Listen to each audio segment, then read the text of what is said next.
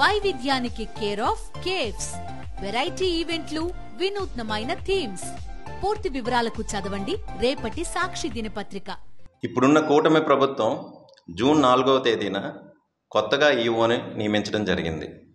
June 20వ తేదీన ఆ కొత్తగా వచ్చిన ఈఓ నెయ్యి నాణ్యతను చెక్ చేసి ఓకే చెప్పడం జరిగింది. తర్వాత జూలై 20వ తేదీ నుండి ఇప్పటి వరకు సుమారు 8 లోడ్లు నెయ్యిని వాళ్ళు ప్రొక్యూర్ చేసుకోవడం జరిగింది.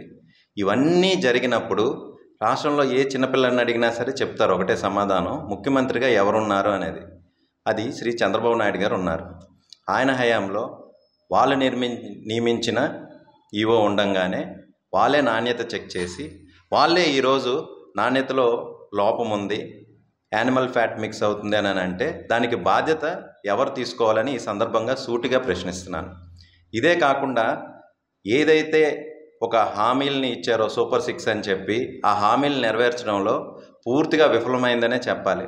ప్రజలు చాలా విసిగిపోయారు. 3 సంవత్సరాల్లో రావాల్సిన యాంటీ ఇంకంబెన్సీ 3 నెలల్లోనే వీళ్ళు చవి చూశారు.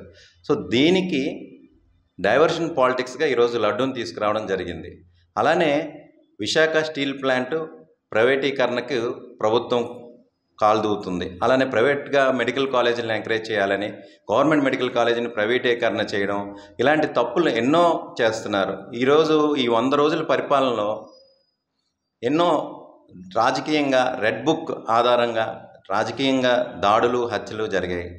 ఇవే కాకుండా ప్రజలు చాలా ఇబ్బంది పడుతున్నారు. వరదల్లో ప్రజల్ని ఆదుకోవడంలో, వాళ్ళకి నిత్యావసర సరుకులు ఇవ్వడంలో కూడాను పూర్తిగా వైఫల్యం చెందింది ఈ కూటమి ప్రభుత్వం.